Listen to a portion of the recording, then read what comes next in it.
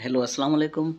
उम्मीद से आप सब खैरियत से होंगे। आपका होस्ट एहसन बलोच। आज का हमारा टॉपिक है ionization of energy, the process of removing an electron from its isolated atom to form a positive ion, उसे हम कहते हैं ionization of energy. Basically ionization का जो है रिमूव करना इलेक्ट्रॉन किसी भी पेरेंट एटम से, क्योंकि इलेक्ट्रॉन के ऊपर नेगेटिव चार्ज होती है।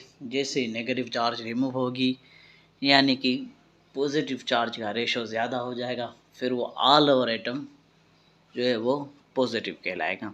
The ionization of an energy defined energy needed to remove one electron from an element in a gaseous state. अब एक इलेक्ट्रॉन रिमूव करना है उसी एटम का, लेकिन शर्त ये है कि वो गैसियस स्टेट में हो, हमारा एलिमेंट, कंपाउंड या सब्सटेंस। सिंस वन टू और मोर इलेक्ट्रॉन्स रिमूव हो सकते हैं सेम एटम से, एक के बाद एक ऐसे भी हो सकता है। फिर वो एनर्जीज़ की कैटेगरीज है। फर्स्ट आयोनाइजेशन एनर्जी यानी पहले इलेक्ट्रॉन को जितनी ज़रूरत होगी, उसके बाद सेकंड आयोनाइजेशन एनर्जी यानी दूसरे इलेक्ट्रॉन रिमूव करने को कितनी ज़रूरत होगी, इस तरह so on. Third energy, third electron को रिमूव करने के लिए कितनी रिक्वायर्ड होगी। अब आयोनाइजेशन एनर्जीज़ को हम आयोनाइजेशन पोटेंशियल भी कहते हैं। इसे हम वोल्ट्स में, इलेक्ट्रॉन वोल्ट्स ईवी पर एटम, किलो जूल पर मोल और कंजर्वेशन 9.9648 kg मोल में शो करते हैं। The amount of energy required to detach in atom from supplying the required energy is thermal energy. अब आयोनाइजेशन एनर्जी तो आप जानते हैं कि इलेक्ट्रॉन को डिटेच करना या रिमूव करना या डिटोराइट करना थर्मल एनर्जी की हेल्प से, इलेक्ट्रिकल से या रेडिएट से, कोई भी सोर्स ऑफ एनर्जी आप इन तीनों से यूज़ कर सकते हैं।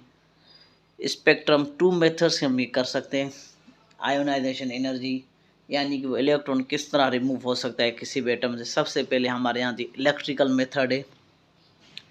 इलेक्ट्रिकल हीटेड टंगस्टन वायर्स होती हैं जो इलेक्ट्रॉन इमिट करती हैं। दी ग्रिड होती है जो पॉजिटिव चार्ज वोल्टेज सप्लाई करती है, जो हम वोल्ट मीटर पे देखते हैं। उसके अपोजिट प्लेट में नेगेटिव चार्ज होती है। पोटेंशियल ग्रिड जीरो होती है, यानी कोई करंट फ्लो उसके ऊपर है ही नहीं प्लेट के ऊपर।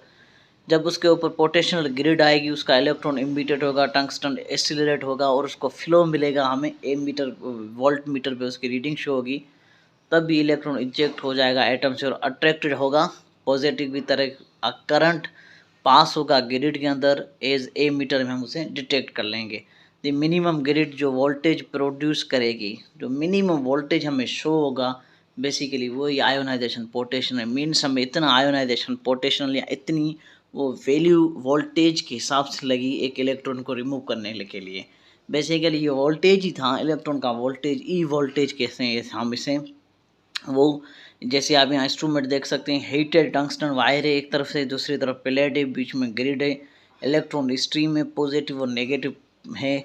ए मीटर जहाँ पे वो डिटेक्शन शो होगी कितनी आयोनाइजेशन वोल्ट इसको पास आउट हुए। दूसरा जो मोस्ट कॉमन यूज़ करते हैं वो फोटो आयोनाइजेशन मेथड होता है। गैसेस चैम्बर के अंदर दो इलेक्ट्रिकली चार्ज प्लेटें होती हैं, एक को हम कैथोड कहते हैं, दूसरों को एनोड, जहाँ एक को पॉजिटिव दूसरे को नेगेटिव फ्लो कहते हैं हम।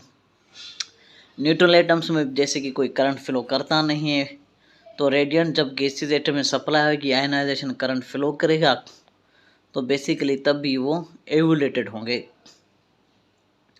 उसके बाद है order of successive energy. Second ionization energy जो होती है वो फर्स्ट से ज़्यादा रिक्वायर होगी, क्योंकि फर्स्ट को कम होगी, सेकेंड उससे ज़्यादा रिक्वायर होगी।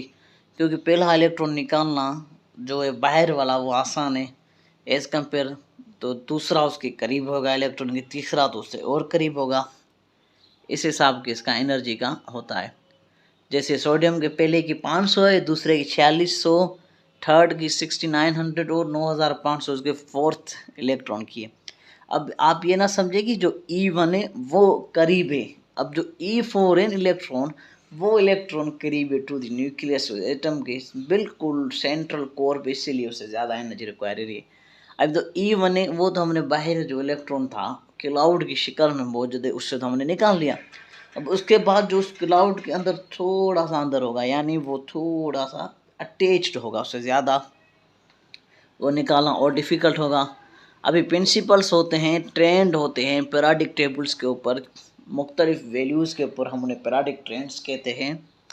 आयोनाइजेशन एनर्जी इंक्रीज होती है पीरियड्स में, लिथियम से लेके लिथियम से लेके ये इस तरफ इंक्रीज होगी, लेकिन ग्रुप से डिक्रीज होती है, सोडियम पोटेशियम लिथियम से डिक्रीज होती है। कुछ डिसकंटिन्यूस होती है पीरियड्स के अंदर, beryllium to boron, nitrogen to oxygen, यहाँ पे चेंजेस नहीं होती, यहाँ पे जस्ट इंक्रीज होते हैं। तो ये इनोमिनस ट्रेंड हम इसे कहते हैं, जो दूसरे एलिमेंट फॉलो नहीं कर रहे हैं। अगर हम लेफ़्ट टू राइट देखें, लिथियम 525, बेरिलियम 906। एक्सप्लेनेशन अब इसकी क्या है कि ऐसा क्यों है? The outer shell element same period होते हैं, सेम शेल के होते हैं। फॉर एग्जांपल इलेक्ट्रॉन के 2 होंगे तो बेरिलियम के इतने होंगे। शील्डिंग इलेक्ट्रॉन होते हैं, उसके इफेक्ट होते हैं, और साइज़ डिपेंडेंट करती है। सबसे ज़्यादा साइज़ उनकी इस पर बहुत ज़्यादा डिपेंडेंट होती है। उनकी एक जो साइज़ है वो, और दूसरा उनकी पॉजिटिव चार्ज जो न्यूक्लियस के ऊपर होती है, वो उसका डिस्टेंस कितना है वो इंक्रीज़ करती है। अब डिक्रीज़ होती हैं प्रिंसिपल क्वांटम नंबर वैल्यूज़ होती है, न्यूक्लियर चार्ज इंक्रीज़ हो जाती है, number of electron shielding increase हो जाती है। इस हिसाब से ये बहुत ज़्यादा होते हैं। अब न्यूक्लियर चार्ज जो होती है वो इंक्रीज़ होगी, शील्डिंग इलेक्ट्रॉन्स इंक्रीज़ होंगी, और कोर चार्जिंग इंक्रीज़ होगी। अब रेगुलर डिसकंटिन्यूटीज़ हैं, फर्स्ट आयोनाइजेशन एनर्जी पीरियड में ऊपर, उसके बाद सेकंड होगी, फिर थर्ड होगी, इस हिसाब से जो है वो इंक्रीज़ होगी। इसकी एक्सप्लेनेशन ये है कि जो 1s 2s उसको p ऑर्बिटल हो जाता है, बोरान का लोअर इलेक्ट्रॉन आ जाते हैं। सेम कंडीशन यही नाइट्रोजन और ऑक्सीजन के साथ है, क्योंकि नाइट्रोजन में 2p3 पे होता है, ऑक्सीजन में 2p4 पे इलेक्ट्रॉन चले जाते हैं, इसलिए वो कुछ ज़्यादा ही इसमें डिटर्मिनेशन होती है। अब नेक्स्ट हम इलेक्ट्रॉन एफिनिटी और दूसरी प्रॉपर्टीज स्टडी करेंगे। Thank you.